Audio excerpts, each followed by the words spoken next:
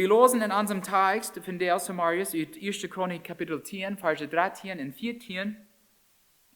So starb Saul, wie es dem Herrn antrü geworden wäre, und sich nicht an dem Herrn sein Wort hielt, und sogar eine Wahrsager früh Befreiung gegenüber nicht dem Herrn Frauen deut. Deswegen leut der Herr am Storben, und mögt David, Ise seinen sehen an seiner Stadt, zum König. In unserer Betrachtung von der 1. Marius, wo wir sehen, wo David König über ganz Israel war. Und dabei, wo wir auch gewisse Punkte sehen, die mit Warten zu tun haben. Und wir wollen diese Punkte auch proben unterwandern, nicht? Oder davon zu lernen und auch persönlich anwenden. In 1. Chronik, Kapitel 11, Vers 1. 1. Chronik 11, Vers 1. Du so los wie all, wo ganz Israel sich an Hebron bei David versammelt, am zum König über Israel zu merken. Aber zwischen 1. Chronik 10, zwischen 1. Chronik 10, Vers 14 und 1. Chronik 11, Vers 1. Wie viele Verse sind zwischen 14 und Kapitel 11, Vers 1? Keine, right? Okay. Aber zwischen diese zwei Verse vergingen 7 Jahre und 6 Monate. 7 Jahre und 6 Monate, von denen wir nur in 1. Chronik lesen dann. Diese Details überfingen wir an den ersten 4 Kapitel in 2. Samuel. Also zu fangen, was an diese 7 Jahre eingehen wir, machen wir 3 Kapitel durchnehmen und betrachten. Und Gottes Wort sagt uns, 2. Samuel, Kapitel 2. Gottes Wort sagt uns in 2. Samuel, Kapitel 2, dass David, er König über ganz Israel war er erst König über was? Oder von den Menschen? Über die Israeliten von Juda, nicht? Über dort Stamm Juda war er König. Und wo ist das passiert? Well, nur dem David vom Sauls Tod hier ging keiner Gott Ruth zu fragen. Und er fragt Gott in 2. Samuel 2, Vers 1. 2. Samuel 2, Vers 1. Soll ich in Juden angehen? Und da steht da, erstens, weil ich fragen, woran wird er das gefragt haben? Was wir ganz besonders mit Juden verarmen? Oder wo wir mit Juden verbunden?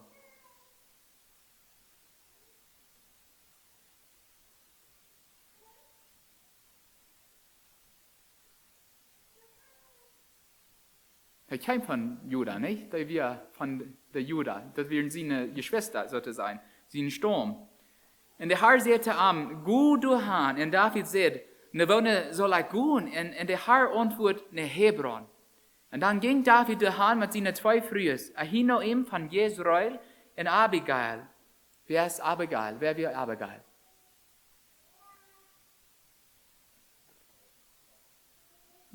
No, Luther, ich meine, der hat auch ein von seinen Dichten für früh, ja. Aber was hier wie ein paar Werke von Abigail? Ja, das wir Nabal seine früh. Und dann starb Nabal wegen seiner großen Eierreichtigkeit gegen David. Und dann wird Abigail David seine früh. So, zu dieser Zeit hat er wenigstens 2 Frühes mit. Und er nahm die beiden Frühes. Und dann ging er nach Hebron. Und David brach auch seine Männer, die mit ihm gewasst waren, und auch ihre Familien. Und sie wohnten dann, und die steht da bei Hebron. Und dann kamen die Männer von Juda nach ihm, und sie sollten David aus dem König über Juda. Und als ich das los, war mir dort wichtig, wo David furzte Gott Ruth früh, was er tun soll. Am Anfang, als er von Saul fliehen deed er dort nicht. Und da brach am sehr große Troubles. Ditmal will er erst Gott fragen, was er tun soll.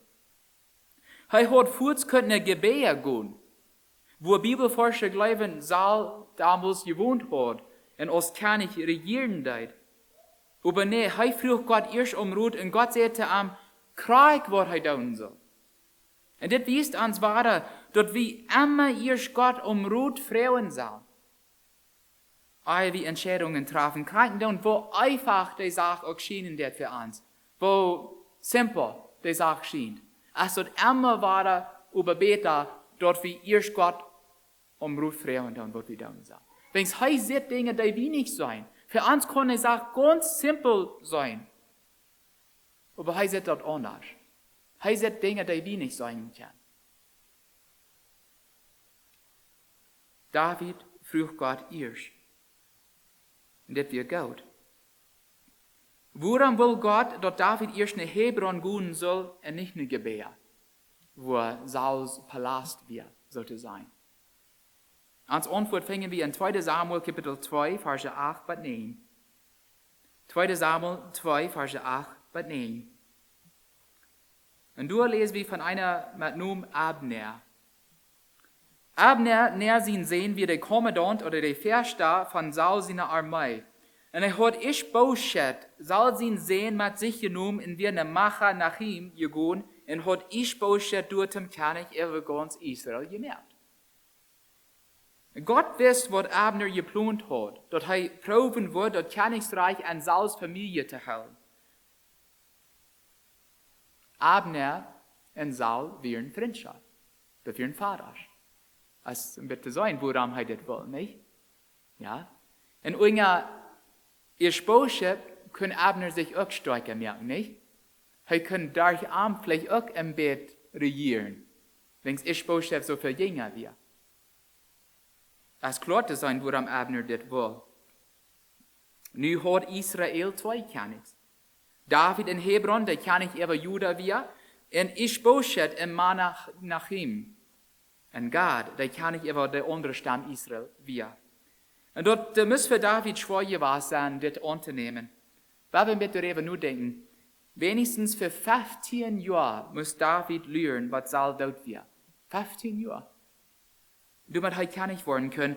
Und aus dieser Zeit endlich gekommen wir, können er mal König über ein Stamm werden. Bloß über Juda. Und wir weiten dort David dort reich hat, König zu sein. Dass er von Gott gewählt wird. Und von Samuel gesalbt wird. Warum wird Gott das nicht zulassen? Dass er nicht forts können, König über all die Stämme Israel werden. 15 Jahre muss er lernen. Er hat forts eine Macher nach ihm gehen können und Ischboschet angebracht können. Und dann wird das Problem bei, nicht? So denken wir als Menschen werden. Aber er denkt nicht. Warum nicht? Weil wir 1. Samuel, Kapitel 24, Verse 21 bis 23 lesen. Wir lesen diese Verse in Proverb 3, aber die sind für die auch war wichtig. 1. Samuel 24, Verse 21 bis 23. Kapitel 24, Vers 21. Und das passiert nur dem David, das erste Mal Sauls Leben verschont hat. Und das sagt Saul dann zu David, was er noch lebt. Vers 21. Er sagte David, nu ist mir dort klar, dass du König worden wirst und dass das Reich von Israel durch deine Macht wird stark worden. Aber versprech mir dort ab ein Eid vor dem Herrn, dass du meine Familie nicht alle wirst anbringen und dass du meine Namen nicht ganz ausroden wirst in Israel. Und David mögt den Eid. Und wir weiten, wo David Jonathan dort Salje versprechen mögt.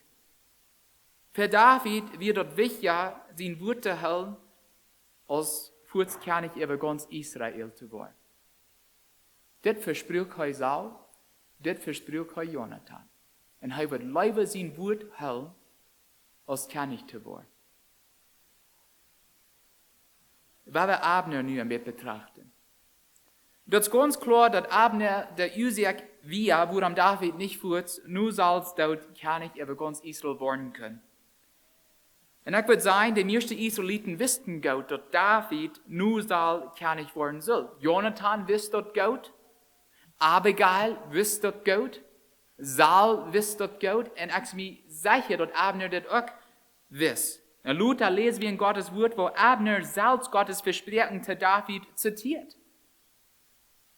Woran wird er dann proben, das Ganze zu verhindern dann? Was glaubt ihr? Woran probt er, dazwischen zu kommen, dass das nicht werden soll?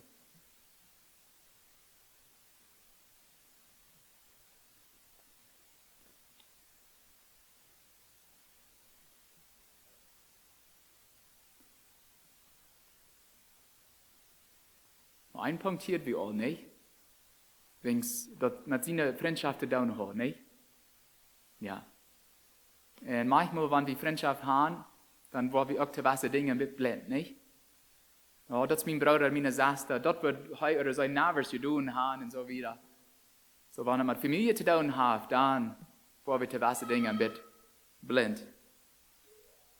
Aber vielleicht hat das getan, um uns zu wiesen, wo Menschen manchmal proben, sich an dem Willen Gottes am Stich zu kommen, sodass Gottes Willen für uns nicht kurz passieren wird. Und deswegen müssen wir manchmal länger warten, als wir würden wollen. Nicht? Kann Menschen Gott manchmal am Stich kommen? Ja.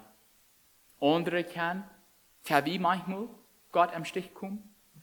Gott am Weich stehen? Ja, wir können.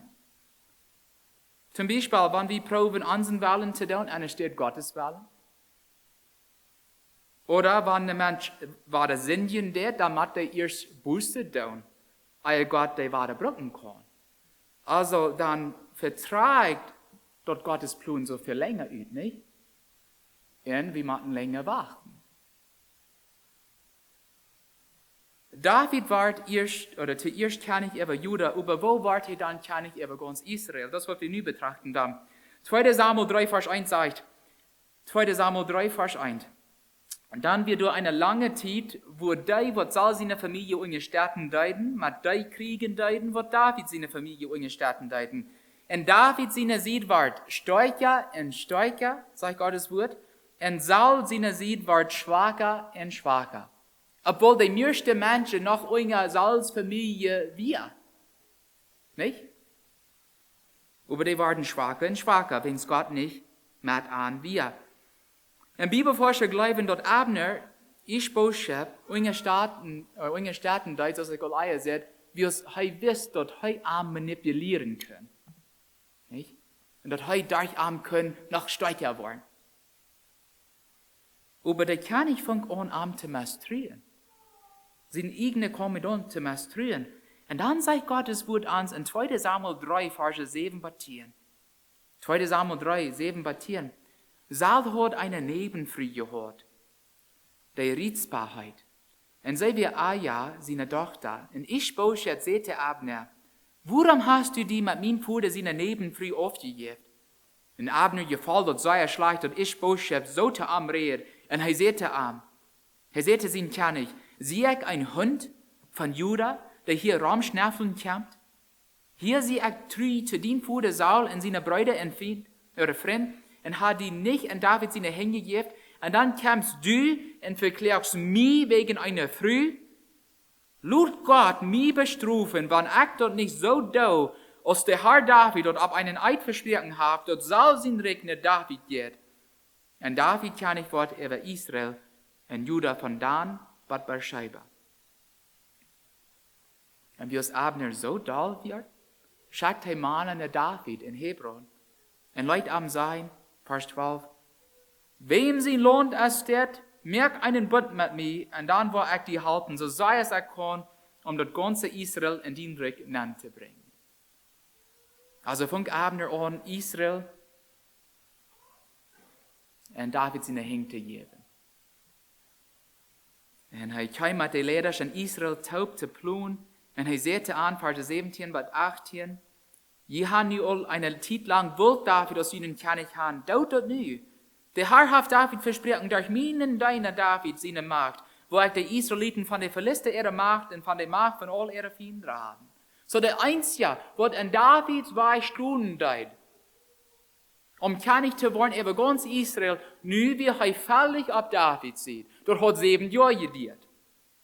Aber nu endlich wird dort was tun. Abner ging sogar nach David selbst in Hebron und er sagte am Vers 21, ich will gehen in das ganze Israel hängen die mein Herr und König sammeln, dass sie wollen einen Bund mit ihm machen und die über alles regieren kannst, was dein Hart wünscht. Und du mit schick David Abner ab seiner Arbeit und er ging friedlich wieder. Also nie scheint alles in Ordnung zu sein, nicht? Nie kann einer sein, wo Gott die bietet, Taubposten deiden und alles fertig bringen deid. Aber dann passiert was. Als er an Fried von David weich ging, als was da am passiert. Wer weiß, was passiert mit Abner? Einer war sehr da, dass Abner mit David geredet hat und dass David am an Fried guten leid. Dort wie einer mit Namen Joab. Und Joab wird der Kommandant über Davids Armee. Und Joab hat Abner sehr gehasst. Wer weiß wegen Wort?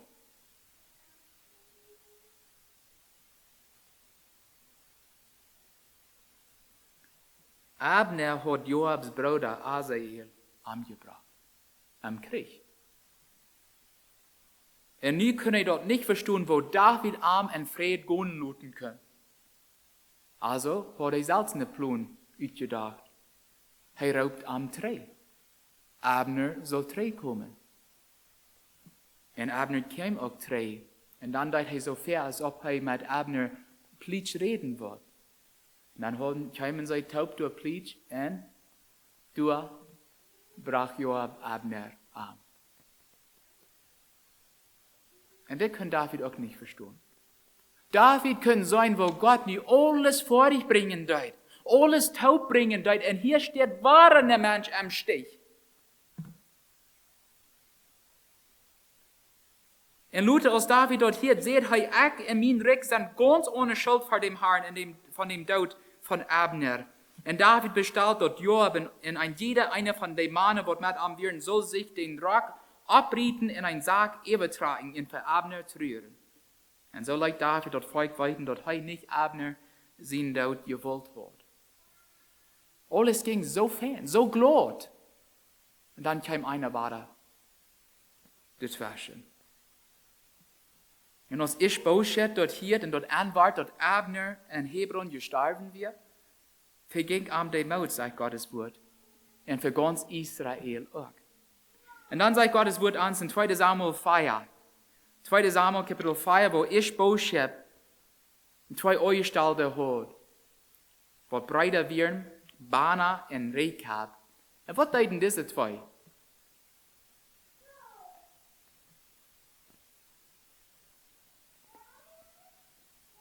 Die gingen in Ischboschet, wo sie Mittagsschlaf hielt, gingen an seinen Stufen an, milken am Tod und schneiden seinen Kopf auf. Was deuten sie mit seinen Kopf dann? Die brachen den, ne? Für David in Hebron. Und die hatten gedacht, nie habe ich was Gutes getan, nie habe ich den König umgebracht. Die waren so froh, dass sie das Deuten dann nach David ging. Und es steht dort, David entloben dort und belohnen dort, für was sie deuten. Was dort mit diesen zwei?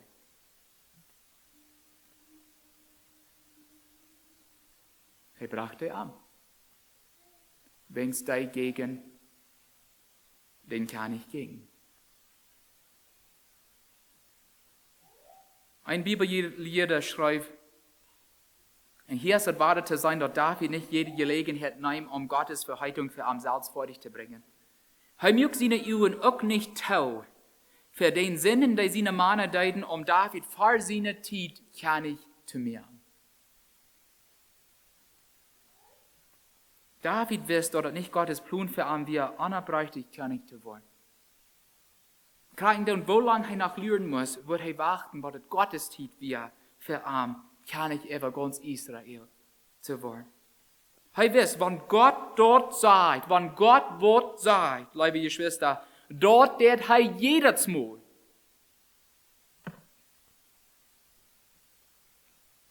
Er wird bloß geduldig warten, machen, was es Gottes Zeit wird. Dort deint uns nicht zum Guten, wenn wir proben vor Gott heran.